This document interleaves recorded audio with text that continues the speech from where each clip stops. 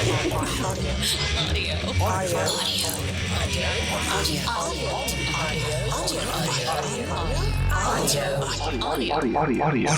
Unleashed.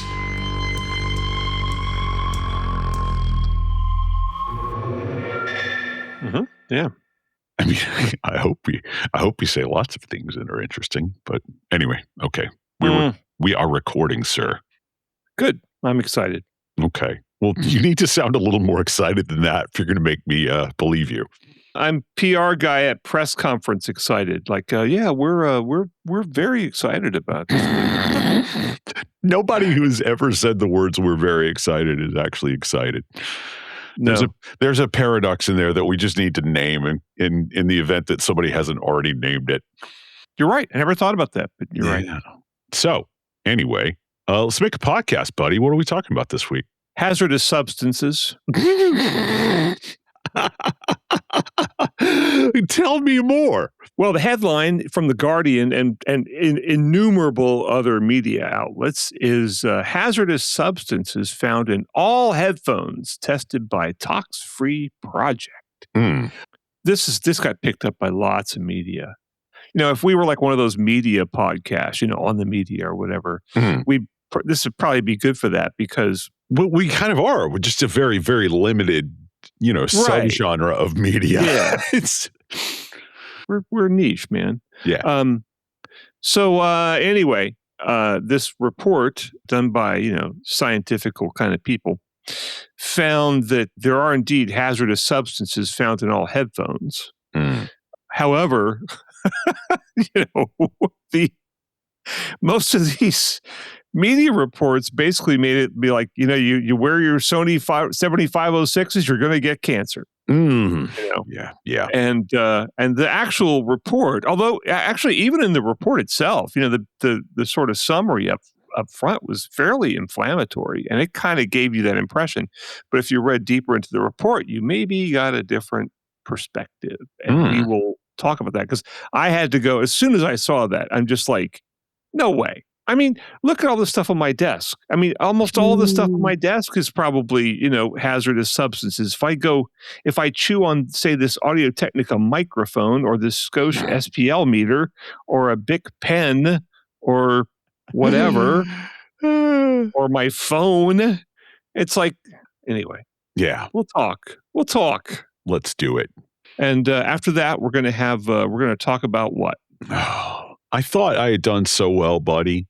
Normally we should say like most of the links that end up in the idea board come from you because you're our idea guy. But I, occasionally will drop one in, and I thought I'd done so good. I found this article from Tom's Hardware called "In a Blind Test, Audiophiles Couldn't Tell the Difference Between Audio Signals Sent Through Copper Wire, a Banana, or Wet Mud." And then it has a quote: "The mud should sound perfectly awful, but it doesn't," notes the experiment creator. I thought I'd done so well. And then as soon as I put it in the idea board, we started getting like flooded with comments from patrons and other listeners like, "Have you guys seen this?" So, we had no choice but to talk about it, but I thought this topic was going to be a bit of a surprise. And it turns out everybody's already read the article, but we will have our unique commentary on it. And plus you, Mr. Brent Butterworth, have done some testing. So we're going to have some results to talk about. And I think it's going to be a fun one. Yeah.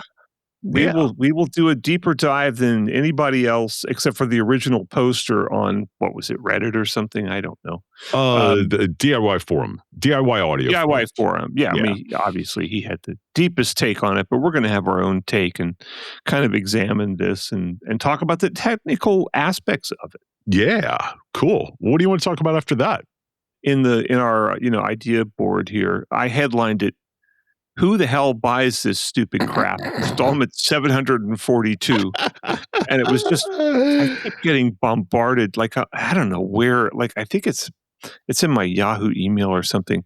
I keep getting ads from Upscale Audio. Yeah. And it's just all this. I mean, some of what they sell is perfectly, a lot of it, probably most of it's perfectly fine, ordinary audio stuff, but there's a lot of super expensive, crazy stuff in there. And I saw this thing that looks like, it looks like something I made in junior high shop class, and out of like some old broomsticks and some chunks of plywood. Yeah. And I'm looking at this going like, what the hell? And it's like $1,000 or something.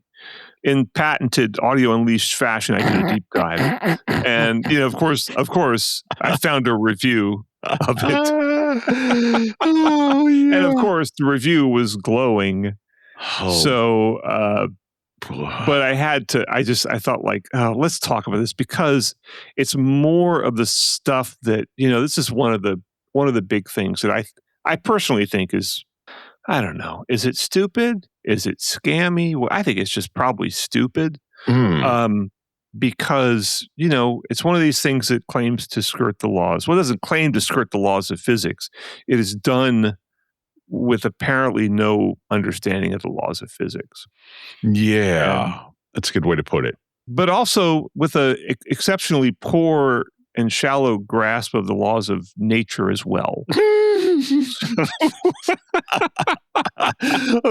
other words, pretty good grasp of the laws of psychology, though, I think I'd say. How does the structure of a forest relate to acoustics? We have thoughts, or I have thoughts. We have thoughts. Yeah, absolutely. So, are we going to do anything for our Patreon people? Of course, we're going to do something for our Patreon people, as we always do. We've been talking about the High Five 5 a lot lately. They just had their 19th episode, and a few episodes back, we had one of the 4 people who makes up the High Five 5, Danny K, on as a guest. But there's a new episode with guest Randy Bingham. And for anybody who hasn't checked out the show, basically the moderator typically, the moderator is Ron Resnick, by the way, will throw out questions to the panel, and it's just sort of a roundtable discussion, and it's things like, do measurements matter? And then they discuss and what have you. So they started off this week with a question that quickly got turned on its head, but really sort of boils down to whether or not super expensive audio products like Borison's new $1.2 million speaker are about audiophilia and hi-fi, or are they just about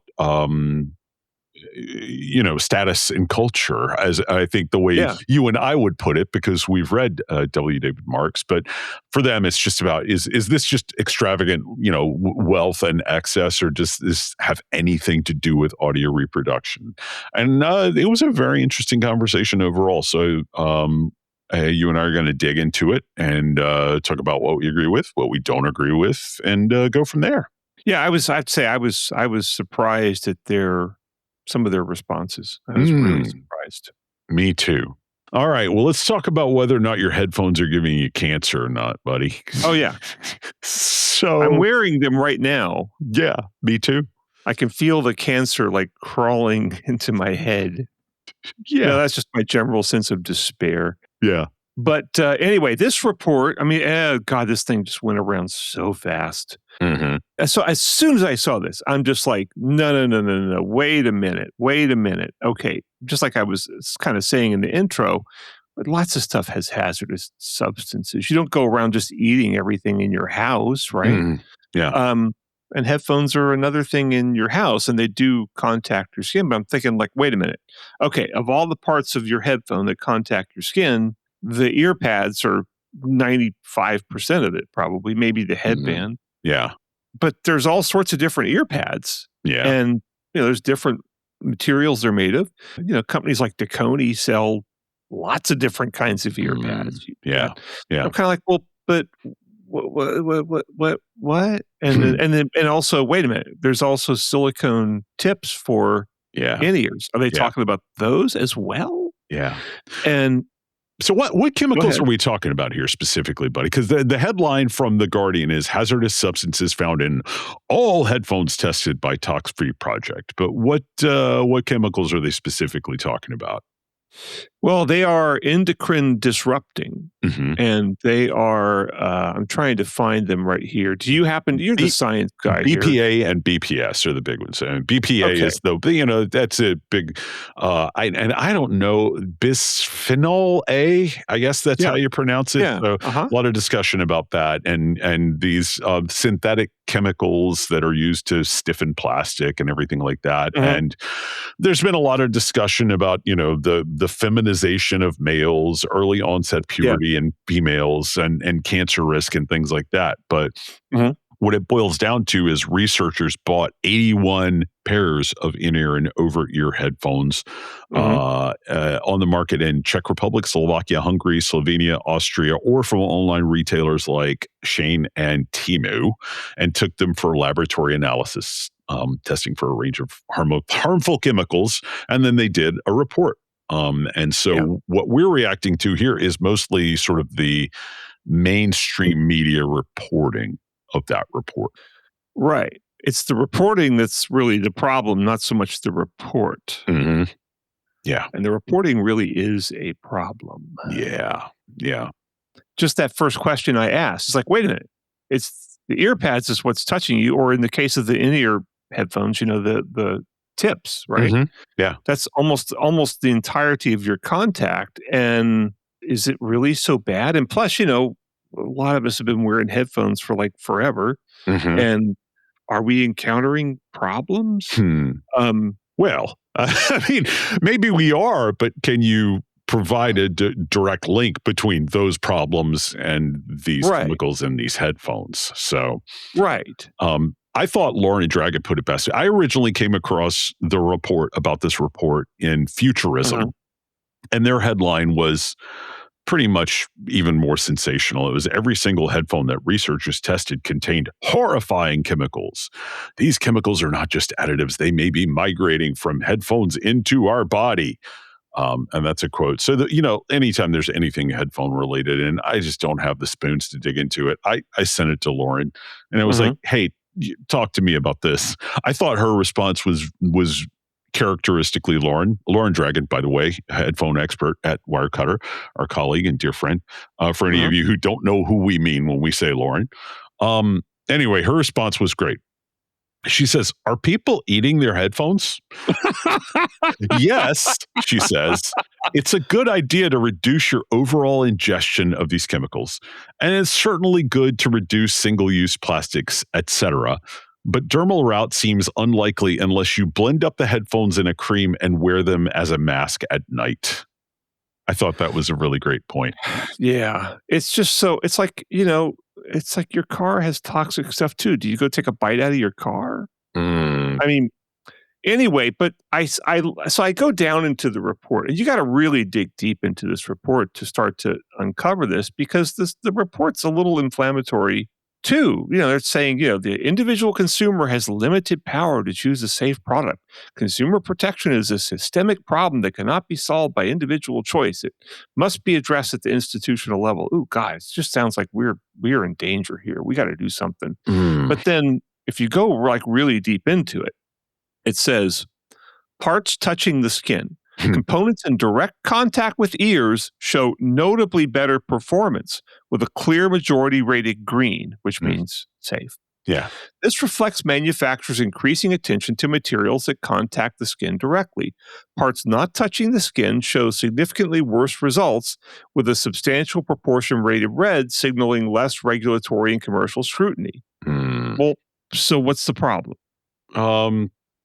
Well, I don't know if I'm ready to dismiss it that handily. I mean, I agree with Lauren. Like, reducing these chemicals in our consumer products would not be a bad idea. And I do think there needs to be more regulation on industries of these sorts. But, my thing is, everything is one extreme or the other. And it's just like, as soon as we see these chemicals, they're giving you cancer. And it's the social mediaification of all media, in my opinion. Everything has to be clickbait now, because you can't write the headline for print. You have to write it for the algorithm. So if you had a reasonable sounding headline, something to the effect of, hey, these chemicals are potentially concerning. There may be long-term ecological or even possibly health impacts that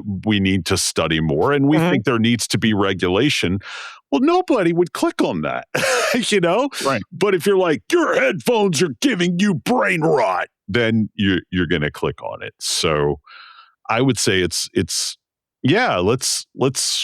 do further research. I don't think regulating these chemicals would be a bad thing, especially when we're finding out like a lot of the problems with cookware and things like that right now. Yeah. I mean, I'm definitely way more concerned about these chemicals being in my nonstick pans than I am my headphones. Exactly. But exactly, because you're eating out of them and you're scraping them with tools. Yeah. And, whatever's in the nonstick cookware is going to be released in significant quantities into your food. Right. And in the same way that, supposedly the human body can get all the iron it needs if you just use a cast iron skillet. Oh. Because and you don't need a lot of iron, but like just using a cast iron skillet, some of the iron gets into your food. I did not know that. Yeah. Fascinating. Huh. Yeah. But Well, also, Teflon gets into your food. Yeah. Yeah. Yeah. But this just drove me nuts because I didn't see a single article that properly framed this. It was all scare stuff. Yeah. I often find you and I are weird people, because when we read a mass media article that is about a scientific paper, we go and read the scientific paper, to me, that just seems normal, but that makes us really odd birds, Brent. But the thing is, typically I'm more of the science that I'm into is physics and things like that. And I read a lot of, popular science articles about those reports. I find more often than not, there's a lot of evidence that the mainstream or pop science articles are not actually based on the paper itself, but on the press release about the paper. And maybe, yeah. So I think if there's anything that is going to come out of this discussion, it would be this. Journalism doesn't pay as much these days as it used to. It's constantly under attack. A lot of these people who are writing these stories, they don't have time to do, the real in-depth research. I mean, CNN doesn't even have investigative reporters anymore, how many newspapers do? I don't know.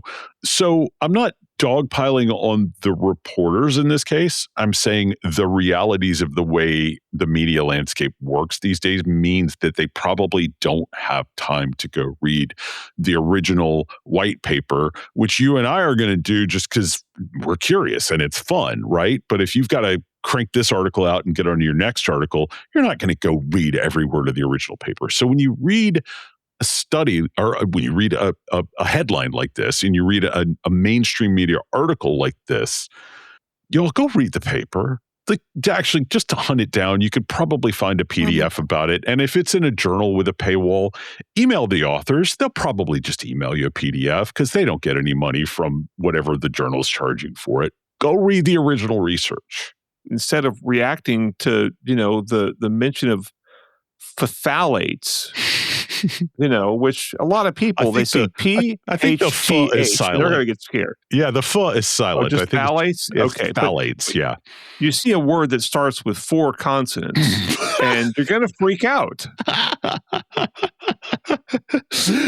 Oh, it's a good point, man. That's a really good way of putting it. So I think we've pretty much run this one into the ground. But speaking of ground, hey, you see what I did there? Oh, good segue, man. That was really impressive for you. I didn't. I wish I could say I did that intentionally, but I didn't.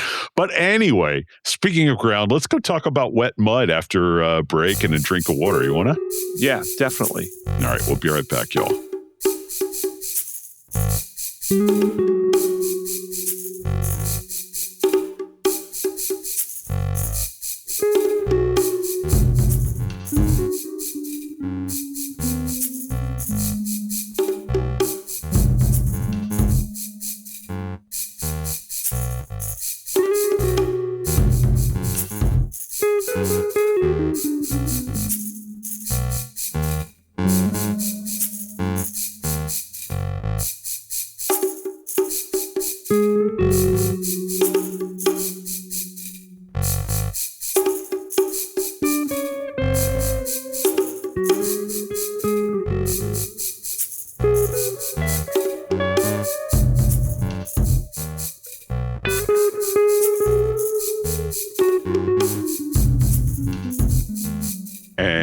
welcome back. This is Audio Unleashed.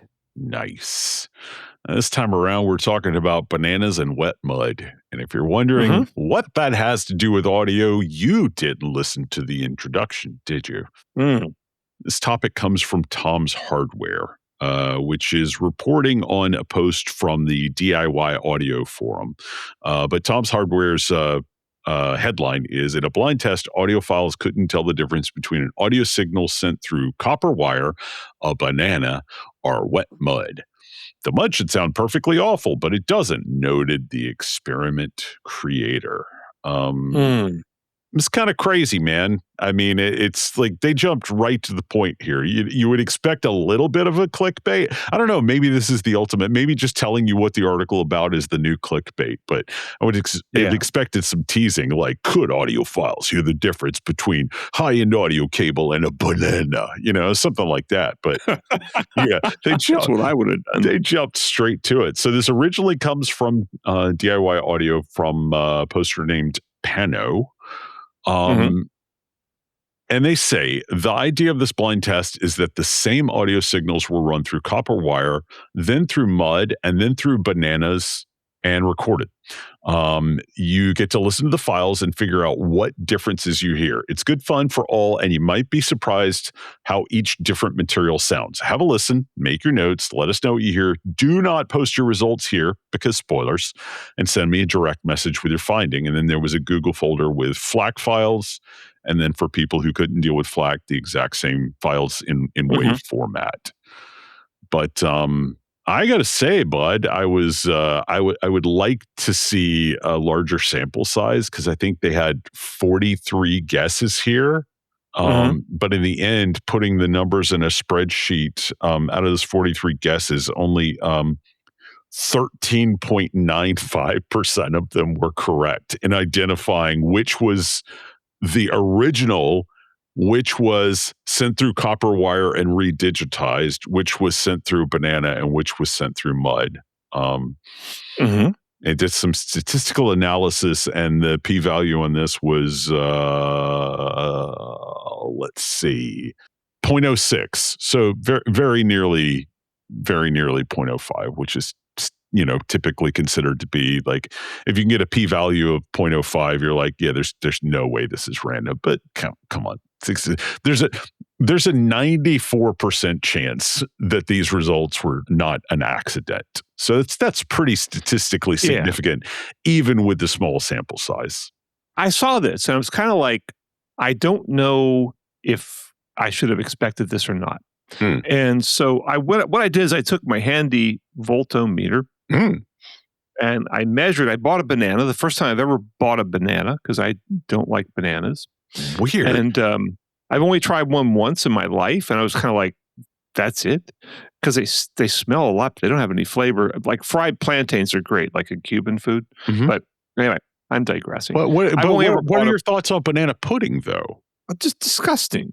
Anyway, so I measured the impedance, well, really the resistance and capacitance of the banana and some mud, and like 6 inches of mud, which is a little less than what they had here. And the banana was 300 kilo ohms, and the mud was 120 kilo ohms. Neither one of them had measurable capacitance, and I assume they have no significant inductance.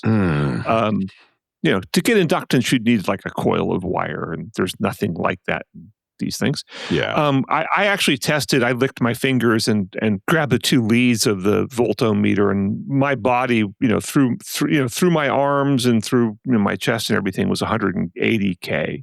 But I'm looking at the test setup. And that means you're more like mud than you are like a banana? Thank God. Yes, because mud is useful. Bananas have no use.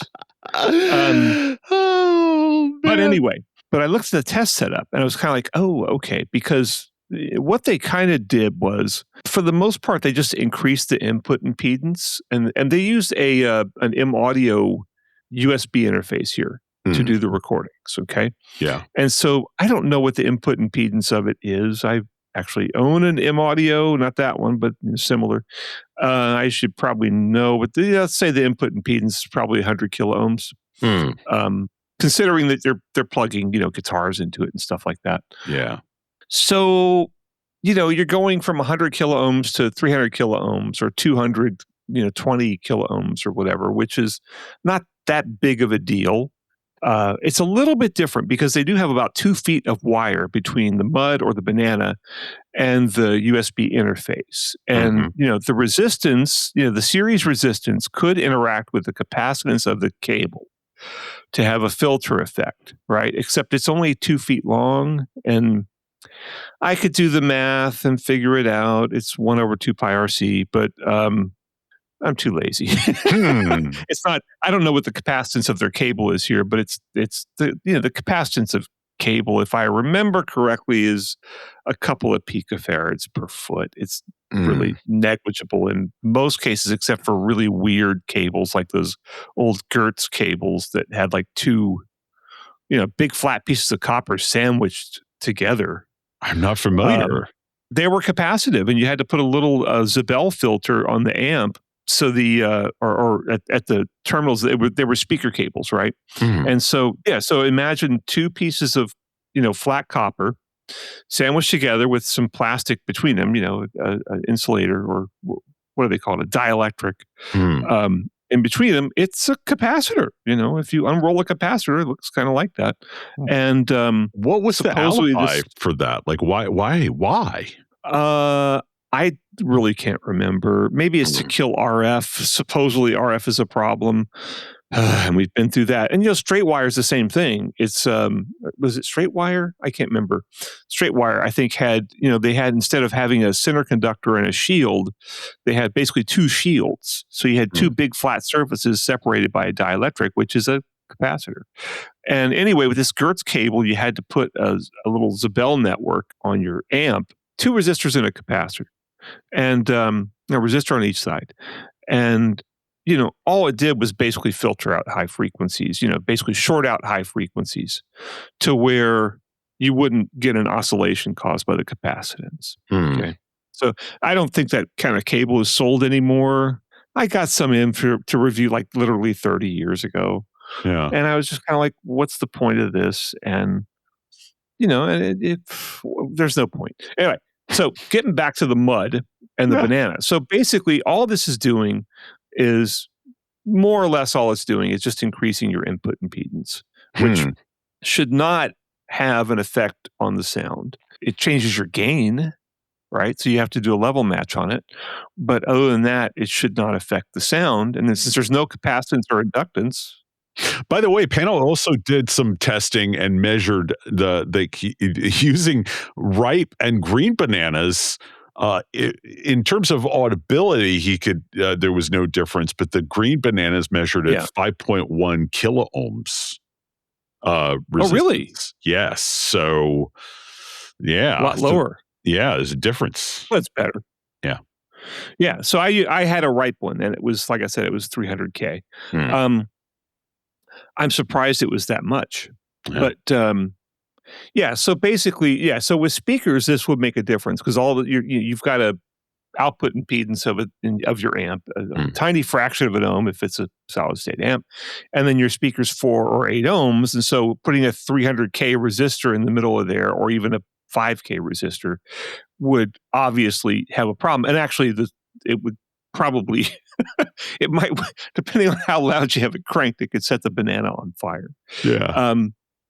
Probably not the mud, but it would cause some significant problems. Yeah. But on a line level connection, no problem. But it kind of makes me makes me wish I had a real beater amp I could plug in. Oh wait, I do. I have so many of these cheap little amps kicking around that we test for Wirecutter, and I'm sure and I've bought some of them myself, and just out of curiosity, and I probably got like a crappy little amp I could plug into this banana, which I threw in the trash, but I can dig it out. Oh man, you really are a banana hater. Yeah, maybe I'll have to try that. See, it might, the thing is, I think the impedance might be so high that just no current passes through. So I'm wrong. It probably can't light the banana on fire. I think the impedance would be so high that basically your amp would say, there's nothing connected here. Yeah. So wow. It would basically shut off your speaker probably. Yeah. What's going to be funny is if this thing goes really mainstream and audiophiles start to debate whether bananas or plantains are better speaker cables. And it's probably going to depend on what your speaker. You got to match your speaker to your banana or plantain or something like that. And do Cavendish bananas make a difference? Right? Is it? I don't even know. Banana. But there have been high resistance cables like Vandenhull. I think they were made of some kind of carbon fiber, and it was conductive carbon fiber. And if I remember correctly, and they were, supposed to have some magical qualities, and they had, significant resistance. But, to what point, some dude,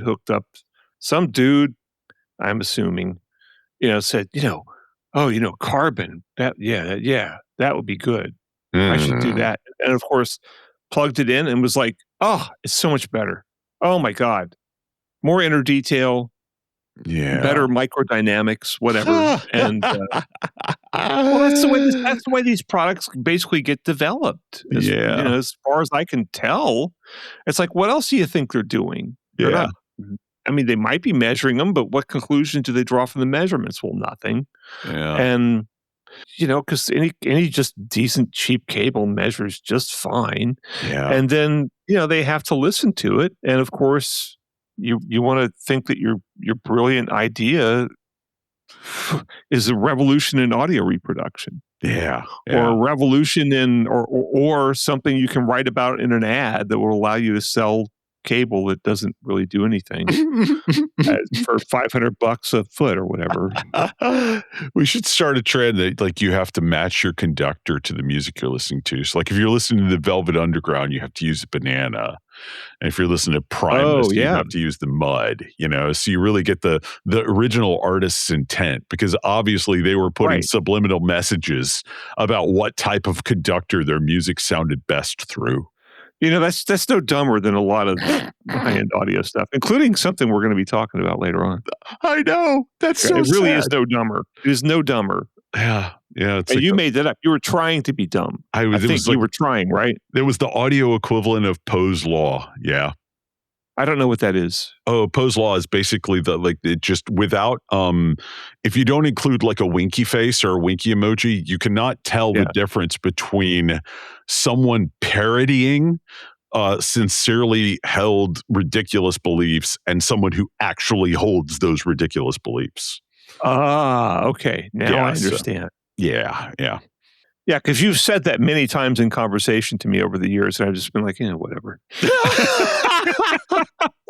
I mean, that's your reaction to most of what I say, so I'm used to it at this point. Pretty much. It's all confusing to me. Yeah. And I don't, I'm not a Grateful Dead fan or anything like that. And because I have not used anywhere near as much brain-altering substances as you have. What does that have to do with Poe's Law? I don't know, really. I really don't know. Oh, man, I think that's probably a pretty good sign that we've said about as much on this topic as we've got to say. Unless you got anything else to add about bananas and mud. The good thing about bananas, there's one good thing about bananas, and that's when Chris Elliott was on Letterman, and he was pretending to be Marlon Brando, and he did the banana dance. Nice. Did you see it? No, I didn't. Oh, it's great. Maybe we'll throw in a link to that so people can enjoy it or not. Okay, yeah, send me a link. I'll put it in the show notes. Okay. All right. Well, let's take a break, get a drink of water, and come back and discuss the idea that a forest is the ideal acoustic space. Yes. All right. We'll be right back, y'all.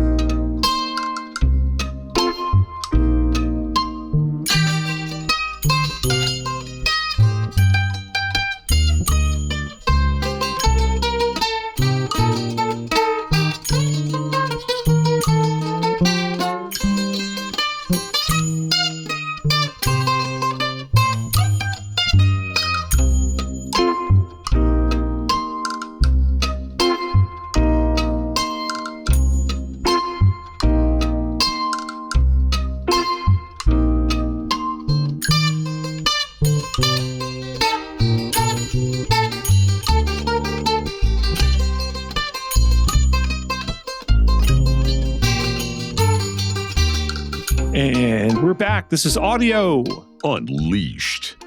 And we are going to talk about stupid crap. That's the understatement of the episode. Oh, boy. Boy, oh, boy. Look, it's not my fault. Upscale Audio. Is that what it's called? Upscale Audio? I think that's the retailer that did. But how did you come across this, by the way? This listing on Upscale Audio. I have no idea. I probably was searching, probably a long time ago, I was searching for some audio product and they came up and I went to their site and looked at it.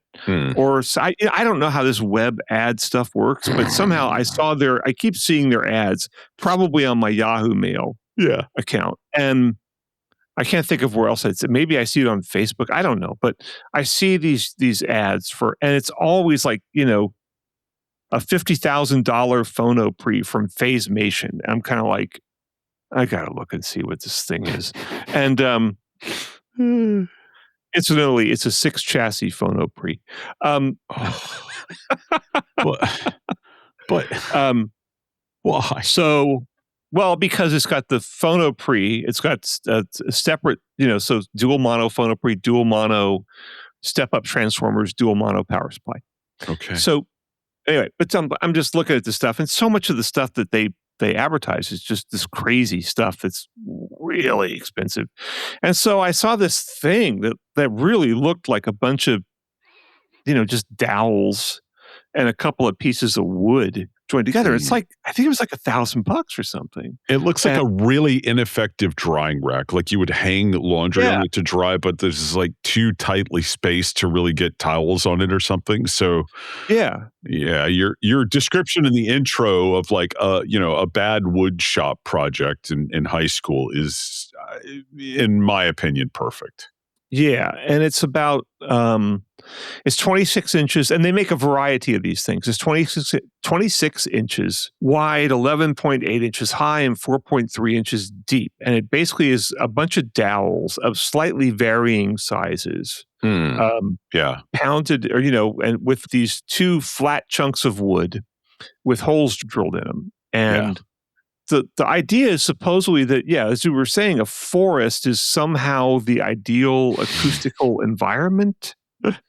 Which, what? Yeah. I mean, I've been in forests. Some of them are kind of cool because they're very echoey. Yeah. Did a tree fall while you were there?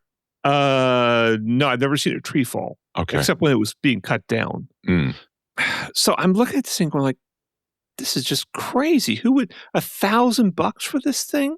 Yeah. And there's so many things wrong with this, as I think we've talked about. A good sort of rule of thumb for figuring out if something that claims to have an acoustical effect will work. You take the wavelength of sound, right? 1 kilohertz is about 1 foot. 10 kilohertz is about 1 inch. So, a good rule of thumb is about a 4 times multiplier. That's the wavelength. So if these dowels look like they're 1/2 inch or 3/4 inch or something. I estimated that they range between like 2 and 3 centimeters. So. Okay, but they're not big. And so you figure, maybe 12 kilohertz, maybe a quarter of that, maybe they're going to start to have an effect at like 3 or 4 kilohertz, but it won't be much of an effect, right? They'll have a decent effect, once you get up into 10 kilohertz or something. Yeah. And also, this thing is only a couple of square feet in area. And so, compared to your entire room, all right? So this little diffuser, which only works on very high frequencies, is going to, it's going to do something, right? Yeah. And it's going to, it's going to diffuse high frequencies to some extent. I mean, not to any, they can say there's some magical pattern here that is somehow related to a forest, but no, sorry. It's just a It's just a tweeter. It's not even a good tweeter diffuser. It's a super tweeter diffuser.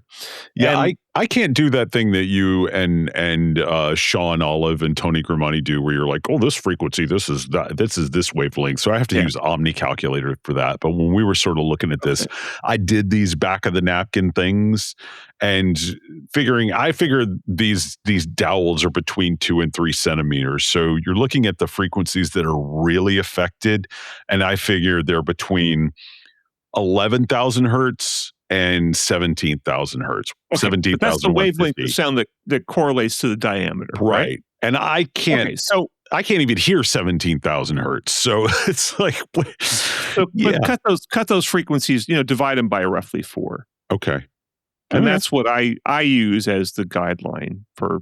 I guess you could argue, but it's not going to be very effective at that. Once you get to the actual sizes where it's most effective. Yeah. So, but yeah, you're right. It's like once you get it up way above 10K is where you really start to have an effect with this. And it's only about 2 square feet. Yeah. Right? Yeah. And so out of how many square feet of area is your room? I don't even... So I'm looking at this, and then they have some other products, and we've seen stuff like this before that just like that just physically is incapable of having a sonically significant effect. And this is from Nihon Onkyo. I don't think that's probably not related to the Onkyo that we all know. And Onkyo, I think Onkyo just means sound or something in Japanese. Oh, okay. It's not like Joe Onkyo or something. But it's like right here, the acoustic grove system uses the idea that a forest is an ideal acoustic space. Yeah. This philosophy is used to create sound treatments that bring out a crisp, clear, and rich sound space right across the frequency range. Well, right across part of the frequency range. not the whole thing. Yeah. And you can place it on a center speaker or on top of an audio rack that's between speakers or wherever. Like any of these people would have a center speaker to begin with. But they have a bunch of other products. So they have a floor. They have one that goes on the floor that's $1,895. It's $1,895. They have these sort of freestanding ones that look kind of like speaker stands, and they are $47.95. And again, this is something that someone with a reasonable amount of skill could put together. You go to Lowe's or Home Depot and buy some dowels and some wood and some hardwood and buddy, slap it all together. I found a German listing for these things, and the dimensions are the same as upscale audios, but they list the weight in kilograms, and they list 2.5 kilograms, where upscale audio is converting 25 kilograms. So this weighs like 5.5 pounds. Anyway, and so I'm just like, somebody must have reviewed this thing. And lo and behold, somebody did. Yeah. And did you watch that video? I watched the whole thing. Well, I should say I suffered through the whole thing. There was one thing that he said, though, that I have to say. This is the Greek Audio Geek, Audiophile and Hi-Fi Audio. This is a review called Ultimate Audiophile Listening Room Setup, Hi-Fi Speaker Setup. But it's not that. It's a review of this acoustic grove system AGS MN1. So I don't get the headline. But anyway, there's one thing in the review that he said, and I was like, yeah, absolutely, I 100% agree with you. And what he said is, nothing I do is scientific. Well, that's true. Yeah. I mean, there you go. That was the one thing he said in the review that I very much agree with. So at least nothing he does in audio is scientific. We don't know. Maybe he's a neurologist or something. He's the one that said nothing he does is scientific. So I'm just taking him at his word, buddy. Well, nothing he does in audio. and he talks about, achieving the ultimate audiophile listening room setup. And of course, what's the test procedure? It's the same thing as, you put these things in and you think you hear something. Yeah. And of course, if you were to blind test these, which would actually be kind of difficult. You'd have to have someone sort of moving it in and out of place. Oh, you know what you could do? You could have a trash can. Oh. And put the trash can in the room, right? Mm-hmm. And then put this thing in the trash can and then take it out and put it in, the optimal performance position, right? Mm-hmm. And then that would be because, inside the trash can, presumably it would not have an effect, although they probably say it does. But, presumably inside the trash can, it would have no effect. And you take it out and then it has an effect. So that would be a kind of legit way to do the blind test. You'd still need somebody changing it. So it'd be a single blind test, but still it'd be something. Yeah. And there's nothing wrong with diffusers, but, just go buy some diffusers that work. You don't need to spend $1,000 for this thing. Or, if you really like this thing, go to Home Depot and buy some poplar dowels. For, I think it's probably, I buy them for various projects. You could probably get $30 worth of dowels and build 2 of these things. Yeah. And some hardwood, and you could even make it look nice, and but apparently you can't paint them. Apparently you can't paint them. Are you serious? He said in the review, if you paint these things, then it doesn't work anymore. Oh, you've got to be kidding. Let me find the exact quote because I wrote it down somewhere, but I put the quote down just because it was so preposterous. I was like, oh, I have to bring that. Oh, yeah, yep. Here we go. So I'm looking at the 401 here. There's different diameters for each one. There's specific density to the wood in terms of performance. In fact, you cannot paint these because that will affect the performance. And there's ALS, there's also laid out distance-wise and the 3-dimensionality in a way that maximally affects the sound. Oh, boy. Yeah. I guess maybe he's thinking that they resonate somehow. I think he's just buying into what the manufacturer tells him or the distributor, Oh, that is just the craziest thing I've ever heard of in my life. Yeah, how do you not hear that and immediately go, oh, that sounds like crap? I mean, it goes back to the thing you said before about shining a laser at a speaker and changing the sound of it or a flashlight, that makes as much sense. Boy, that's just crazy. I mean, I guess people have to believe in something. Yeah. To make them feel special. But I like this guy who commented on the YouTube video. I put some homemade diffusers on the floor of the speakers, in front of the speakers, and the center image improved, so did clarity. I built them out of golf balls, just glued them together in a random 3D pattern, egg carton as a base, and some toilet paper rolls for elevated patterns. Again, I'm invoking Poe's law. Okay, whatever. Is he serious or is he mocking this? You can't tell because there's not a winky face. I don't know. It's just like, it's so, and the guy's saying that is an incredibly creative approach, and I'm glad it worked so well for you. It's like, the toilet paper rolls, egg carton, and golf balls glued together. Yeah. Okay. Well, that dude's not married. Oh man, boy. Yeah. This is why so many people think audiophiles are just nuts. Yeah. Because this is nuts. Yeah. Yeah. It's like the supplements industry. It's like people just go like, oh, this plant that grows in my garden, if I dry it out and make a powder out of it and eat it, oh my God, I feel so much better. Yeah. And it's really not any different from that. And it's also, unregulated, like the supplements industry. And people just concoct this, somebody thought like they were in a forest and thought like, wow, it's all nature-y here, and therefore this would be good for audio. And if I put different sizes of trees and things, although I do have to point out that's not a very natural looking forest to have a bunch of trees that are all standing straight up and all that. We have here in Washington State, we have a lot of forests, and the ones that look like that are the ones that were cut down and replanted. Yeah. Not the natural state park ones, because the natural state park ones look like an obstacle course. Yeah. As they should, man. So, oh boy. Oh, this hobby can just be so dumb sometimes. Yeah. I mean, I've been thinking about this a lot, especially as Doug Schneider and I have been talking about what we're going to do with season 5 of the Soundstage Audiophile podcast. So I can't believe it's been that long.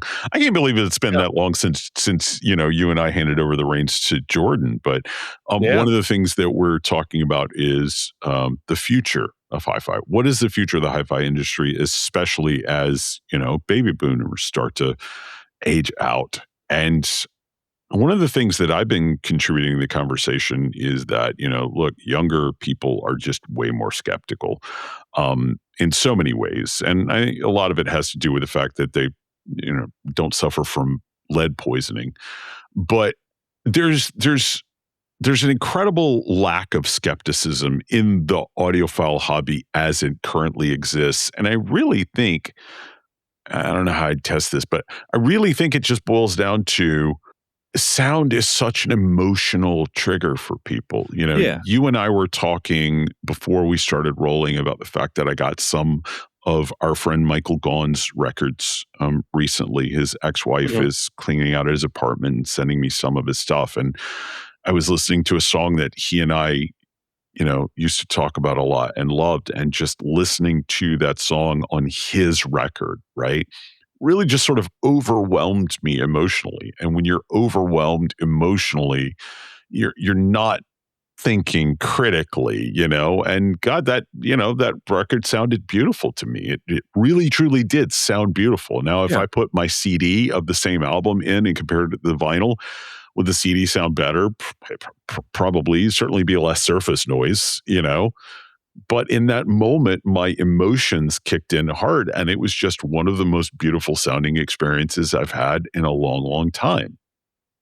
The difference is I'm not telling you, that means that this album is the best sounding, this specific pressing or whatever, but people conflate their emotional reactions to things and their perceptions that result with something objective. And then they get mad at us when we try to apply more standardized objective testing to the subjective experience so we can control the explanation and give more consistent buying advice, right? So it's tough. And I think the audio industry as a whole is going to have a harder time using those same selling tactics on much younger audiences.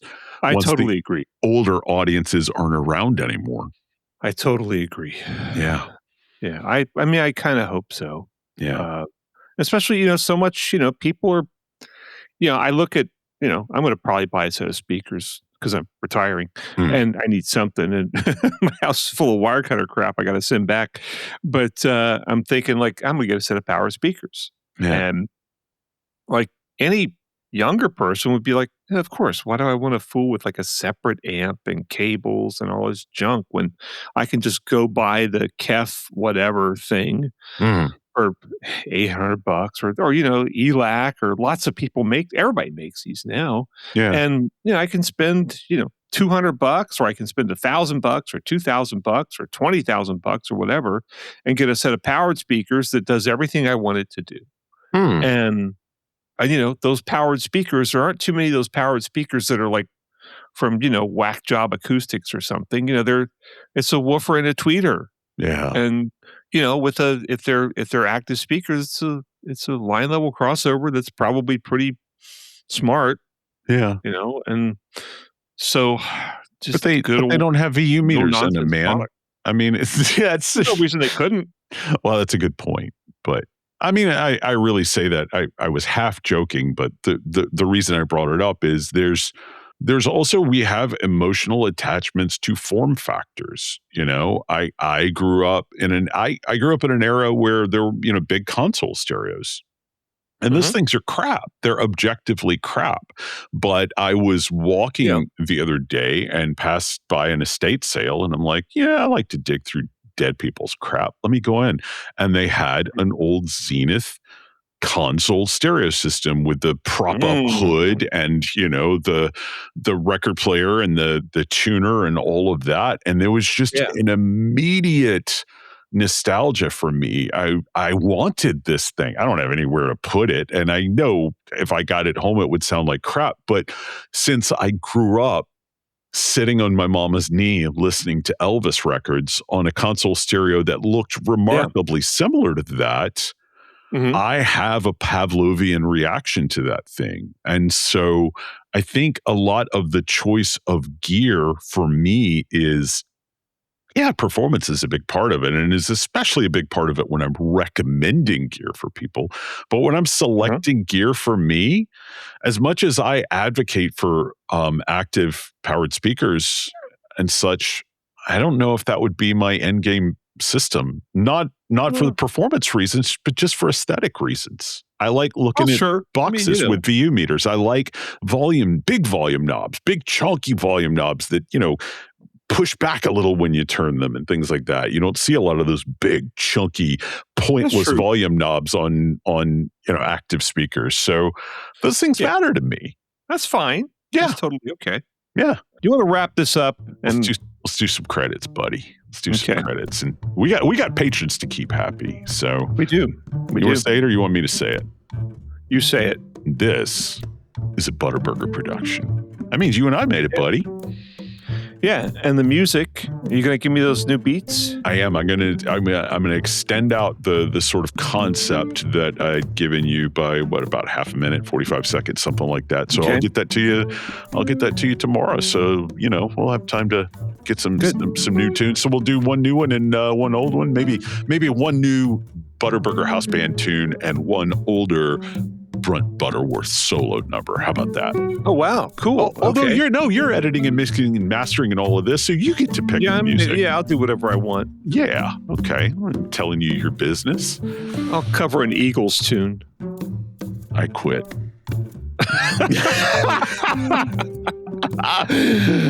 Oh, all right. Well, any more credits or shout outs or anything we need to do? I have to say, shout out real quick to Lauren about that brilliant line about using or grinding up your headphones and using it as face cream. I thought that was really nice. So props to her from that. So anyway, cool. Well, everybody, thanks for joining us, and we appreciate it, each and every one of you. We'll see you in a couple of weeks. Yeah, Patreon coming up. Bye, everybody.